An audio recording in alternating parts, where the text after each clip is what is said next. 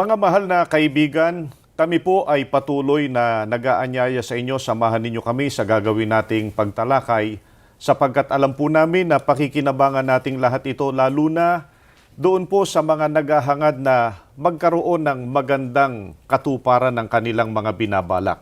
Sapagkat gaya po ng ating mga nasasaksihan at nalalaman, may mga tao po na dahil sa taglay niyang mga katangian ay nagkaroon na ng labis na pagtitiwala sa kanyang sariling kakayahan. Ang akala po nila na dahil sa sila'y marunong, mayaman at may impluwensya ay alam na nila ang lahat ng mga bagay. At hindi lamang po iyon, kundi naniniwala rin sila na hindi na nila kailangan ang payo ng sinuman para maipagtagumpay ang anumang mga pinapanukala nila sa buhay. Lalo pangat sa panukat nila ay mabubuting panukala naman. At ang lalo pong mabigat, mga giliw naming televiewers, ay kapag ka ang mga payo na ng ating Panginoong Diyos ay hindi na pinahahalagahan pa ng iba. Dahil po sa paniniwala nilang sapat na ang kanilang kakayahan para matupad ang kanilang mga pangarap o ang kanilang mga hangarin sa buhay. Alam po nating lahat na maling-mali ang ganitong kaisipan. Sapagkat tandaan po natin, meron pong hangganan ng kakayahan ng tao. Kaya aalamin po natin hanggang saan lamang po ba ang kakayahan ng tao at sino po ang makapangyayari.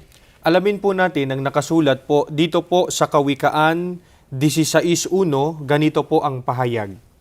Nasa tao ang pag-iisip at pagbabalak, ngunit ang tagumpay ay sa Diyos nagbubuhat. Nililiwanag po sa talatang ito na ating binasa na kung saan lamang ang kakayahan ng tao. Ang sabi po sa talatang ating binasa, nasa tao ang pagbabalak, subalit nasa Diyos ang ikapagtatagumpay. Kapatid na Alfred, ano kaya ang katumbas ng sinabing nasa tao ang pagbabalak, subalit nasa Panginoong Diyos ang ikapagtatagumpay ng pagbabalak? Kanina po ay binasa natin Kawikaan 16:1. Ngayon naman po ay Kawikaan 16:9. Ganito po ang pahayag. Ang tao ang nagbabalak, ngunit si Yahweh ang nagpapatupad. Ito po ang katumbas ng sinabing nasa tao ang pagbabalak, subalit nasa Diyos po ang ikapagtatagumpay. Ang kakayahan po ng tao ay hanggang sa pagbabalak lamang, subalit nasa kapangyarihan po ng Diyos ang ikatutupad ng binabalak ng mga tao. Patuloy nating ipaglingkod sa ating mga televiewers paano pa pinatunayan ng Biblia na gaano man ang ipanukala o mga balaki ng tao ay wala sa kanya ang pagbibigay katuparan. Ganito po ang pagtuturo sa atin dito po sa Kawikaan 19:21. Ang isang tao'y maraming iniisip, maraming binabalak, ngunit ang kalooban din ni Yahweh ang mananaig sa wakas. Ayon po sa ating binasa, marami man ang binabalak ng tao, gayon may kalooban pa rin po ng ating Panginoong Diyos ang tiyak po na mananaig. Opo, kaya nga magbigay tayo ng halimbawa. Mula sa banal na kasulatan, ano po ang isa sa mga halimbawa ng pinagplanuhang mabuti ng tao? Talagang binalak niyang mabuti, subalit hindi pa rin mabigyan ng katuparan. Ang isa po sa mga halimbawa ay mababasa natin dito po sa unang Tesalonica 5:3. Pagka sinasabi ng mga tao, kapayapaan at katiwasayan, kung magkagayoy darating sa kanila ang biglang pagkawasak, na gaya ng pagdaramdam sa panganganak ng babaeng nagdadalang tao, at sila'y hindi na makatatanan sa anumang paraan. Ito po ang isa sa mga halimbawa ng pinagplanuhang mabuti ng tao. Subalit, hindi pa rin niya mabigyan ng katuparan.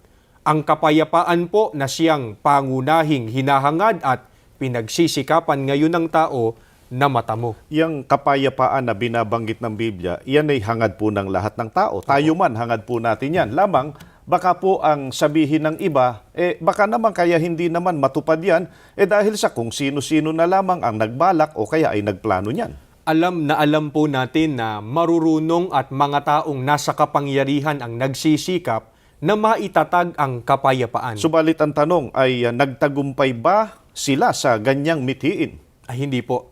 Sa halip po na matamo ang kapayapaan, patuloy pa po at lalo pang lumulubha ang mga kaguluhang nagaganap sa araw-araw. Baka ganito po ang sabihin ng iba sa atin, hindi ba sa kasaysayan ng sangkatauhan ay may mga natala na mga pag-uusap na pangkapayapaan? Totoo naman po yun, talagang may mga naganap na pag-uusap. At may mga kasunduan po na nabuo o yung tinatawag na treaty sa ikapagkakaroon po ng kapayapaan.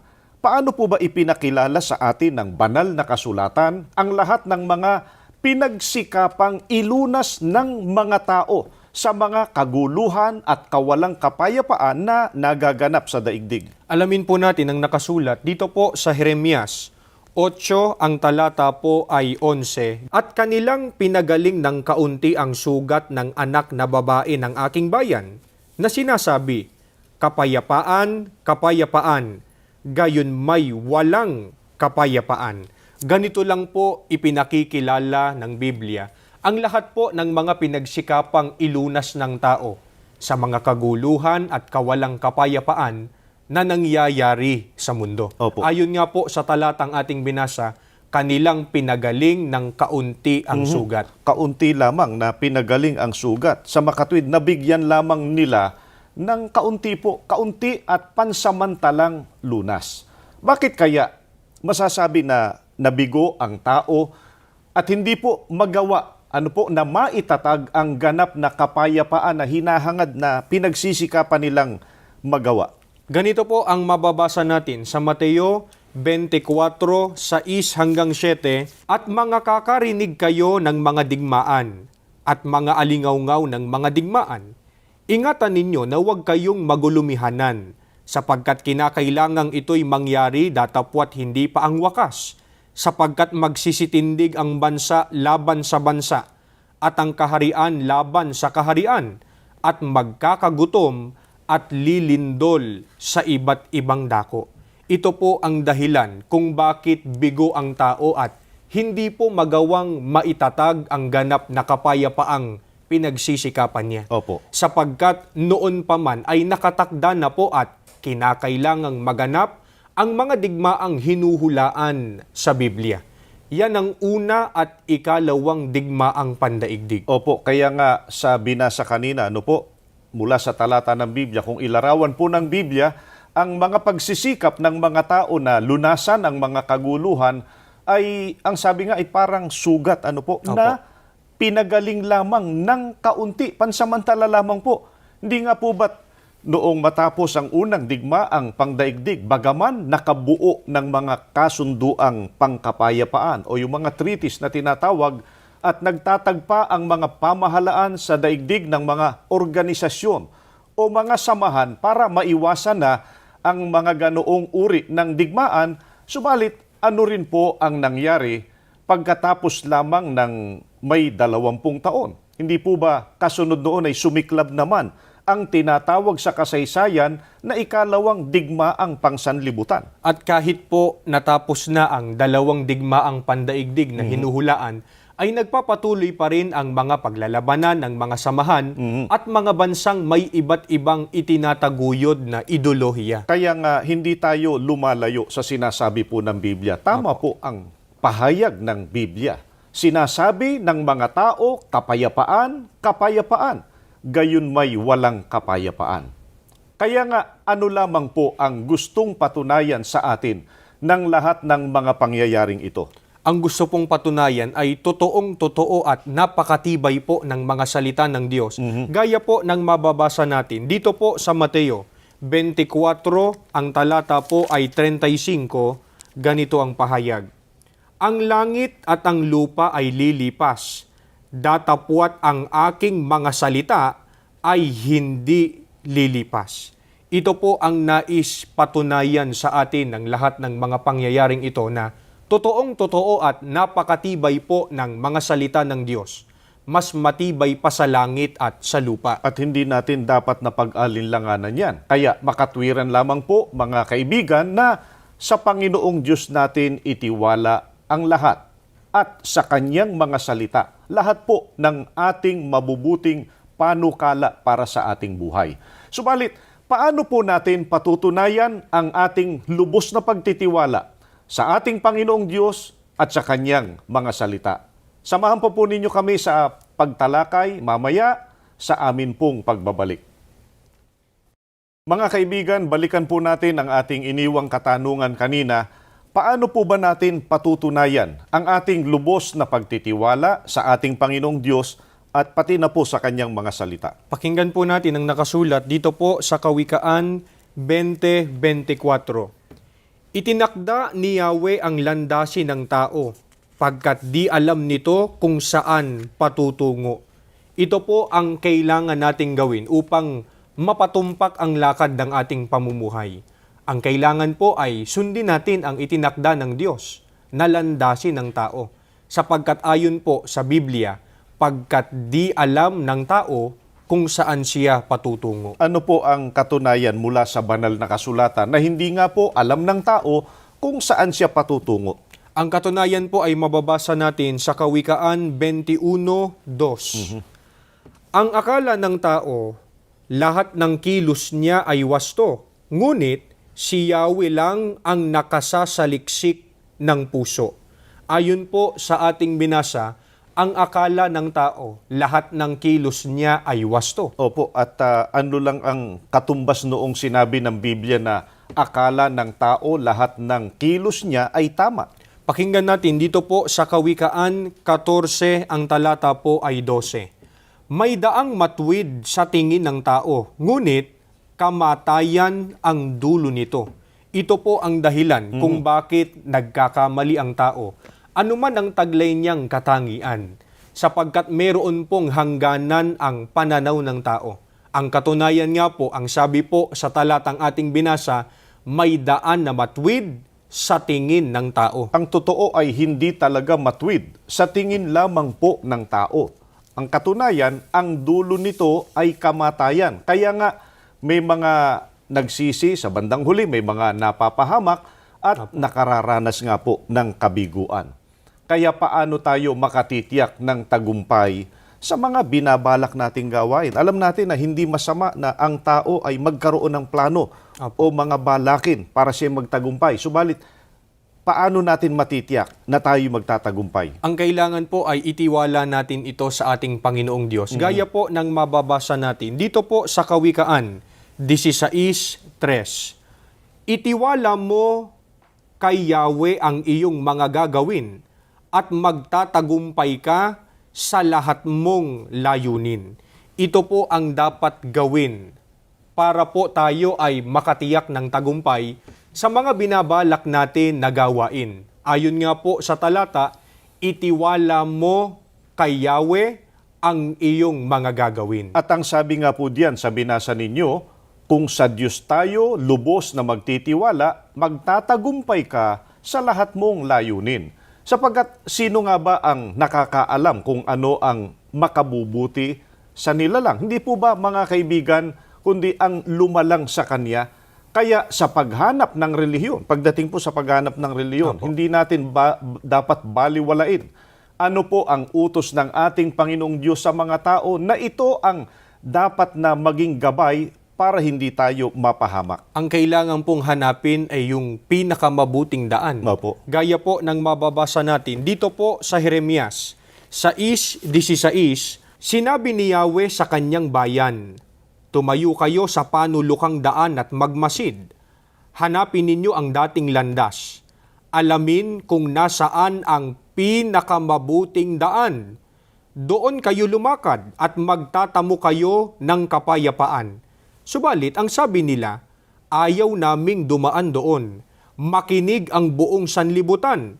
Ang mga taong ito'y mapapahamak at iyon ang nararapat sa kanila, pagkat hindi nila tinalima ang mga salita ko, bagkos itinakwil nila ang aking kautusan. Kung napansin po ng ating mga ginigiliw na taga-subaybay, inuutusan po ng ating Panginoong Diyos ang mga tao para magmasid, hanapin o magsuri para po malaman kung nasaan po ang pinakamabuting daan.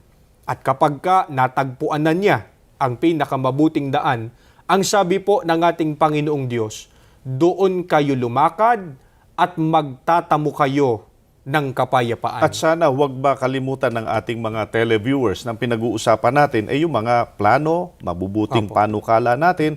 Mga kaibigan, huwag nating babaliwalain ang tungkol po sa ating Panginoong Diyos. Subalit, gayon man po, kapatid na Alfred, ay meron pong mga tao na hindi pinahahalagahan ang pinakamabuting daan na ipinahahanap at iniuutos ng Panginoong Diyos sa tao na dapat niyang lakaran. Ang sabi nga ng ibang mga tao, ayaw naming dumaan doon.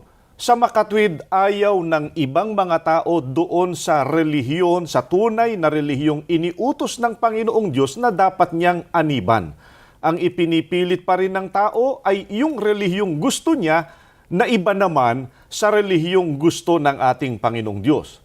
Kaya nga, dahil po dyan, ano bang babala ng ating Panginoong Diyos sa ganoong uri ng mga tao? Ang sabi po sa talatang ating binasa, ang mga taong ito'y mapapahamak at yon ang nararapat sa kanila, pagkat hindi nila tinalima ang mga salita ko, bagkos itinakwil nila ang aking kautusan. Kaya kung may mga tao pong mapapahamak, wala silang ibang masisisi, kundi yung kanilang sarili na rin. Opo, kaya nga maging sa panahon natin, sa panahong Kristiyano, maging sa panahong Kristiyano po ba ay itinuro din ng Panginoong Diyos sa mga tao kung alin po ang daan o ang relihiyon na dapat lakaran o aniban ng tao para siya ay mapabuti o magtamo ng kaligtasan. Itinuro rin po, gaya po ng mababasa natin, dito po sa Mateo 7:13 hanggang 14, ganito po ang pahayag. Ang langit ay mapapasok lamang sa pamamagitan ng makipot na pintuan. Ang daang patungo sa impyerno ay malapad, at ang kanyang pintuan ay sadyang maluwang, para sa karamihan na ang pinili ay ang magaan na pagdaan dito. Subalit, ang pintuang daan patungo sa buhay ay maliit at ang pagdaraanan ay makipot at ilan lamang ang nakasusumpong nito.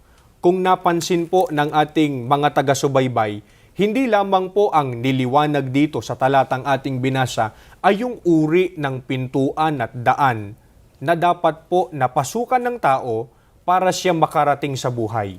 Ang sabi po sa talatang ating binasa, ang pintuang daan patungo sa buhay ay maliit at ang daraanan ay makipot at ilan lamang ang nakasusumpong nito. At napansin sana ng ating mga taga-subaybay, ipinakilala rin kung anong uring pintuan at daan ang patungo naman sa pagkapahamak. Ang sabi po sa talata, ang daang patungo sa impyerno ay malapad at ang kanyang pintuan ay sadyang maluwang para sa karamihan na ang pinili ay ang magaan na pagdaan dito. Ang mahalaga po, mga giliw naming televiewers, ay malaman ng lahat ng mga tao. Sino po ang pintuan? Na dapat napasukan at daanan ng tao upang makarating siya sa tunay na relihiyon, upang magtamo ng kaligtasan at ng buhay na walang hanggan. Ganito po ang mababasa natin sa Juan 17 at 9, ganito po ang pahayag. Kaya't muling sinabi ni Jesus, tandaan ninyo, ako ang pintuang dinaraanan ng mga tupa. Ako ang pintuan. Ang sinumang pumapasok sa pamamagitan ko'y maliligtas. Ito po ay sinabi mismo ng ating Panginoong Hesukristo. Ang sabi niya, ako ang pintuang dinaraanan ng mga tupa. Ako ang pintuan. Ang sinumang pumasok sa pamamagitan ko'y maliligtas. Kaya mga kaibigan, ang Panginoong Hesukristo po mismo ang pintuan at daan na dapat nating pasukan at lakaran sa panahong Kristiyano. Subalit, paano natin makikilala kung sino po ang mga taong pumasok at dumaan sa ating Panginoong Hesukristo na pintuan? Ganito po ang mababasa natin sa Juan 17 at 9 sa isang salin po ng Biblia. Kaya muling nagsalita si Jesus, katotohanan na sinasabi ko sa inyo, ako ang pintuan ng kulungan ng mga tupa. Ako ang pintuan. Sino mang pumasok sa loob ng kawan sa pamamagitan ko ay magiging ligtas. Ayon po mismo sa ating Panginoong Hesukristo, ang mga tunay na pumasok sa Kanya na pintuan ay napaloob po sa kawan at sila rin ang pinangakuan niyang magtatamo ng kaligtasan. Ang kawan po na tinutukoy ay ang Iglesia ni Cristo na gaya po ng mababasa natin sa Gawa 20:28. Ingatan ninyo kung gayon ang inyong mga sarili at ang buong kawan. Narito'y hinirang kayo ng Espiritu Santo na mga katiwala upang pakanin ang Iglesia ni Cristo na binili niya ng kanyang dugo. Mga mahal na kaibigan, batay na rin po sa mga patutuo mula sa banal na kasulatan o sa Biblia. Ang kawan ay ang Iglesia ni Cristo at ito rin po ang tinubos ng dugo ng ating Panginoong Hesukristo. Mga mahal naming kaibigan, isama po ninyo sa inyong mga plano ang kapakanan ng ating kaluluwa. Sa Iglesia ni Cristo po na pinatutunayan ng Biblia, dito tayo mapapabuti. Sapagkat sa tunay na relihiyon o sa Iglesia ni Cristo, makaaasa tayo sa pagtatamo ng kaligtasan at sa pagtatamo ng buhay na walang hanggan. Muli po, maraming salamat po sa inyong patuloy na pagsubaybay. Nag-aanyaya kami sa inyong lahat sa isang panalangin. Ama naming Diyos, maraming salamat po sa iyo. Amen. Sapagkat tunay ang iyong pag-ibig. Opo. Ang iyong pagmamalasakit Opo. para sa kapakanan ng aming kaluluwa. Amen. Nais mo po na kaming lahat ay mapabuti. Opo. Lahat ng mga sumusubaybay sa programang ito, Amen. sa paghahangad mo po na kaming lahat ay makarating sa kaligtasan. Amen. Sa pamamagitan po ng iyong banal na iglesia Opo. na kinakasangkapan mo po mula sa pamamahala Amen. na iahayag ang iyong mga kalooban Amen. para makarating sa maraming mga tao Opo. ang iyong napakadakilang layunin Amen. na ang lahat ay magtamo ng kaligtasan. Amen. Pakipagpalain mo po ang lahat ng mga sumusubaybay. Opo. Pagpalain mo po ang kabuuan ng iyong banal na iglesia Opo. sa pangunguna po ng aming tagapamahalang pangkalahatan. Amen.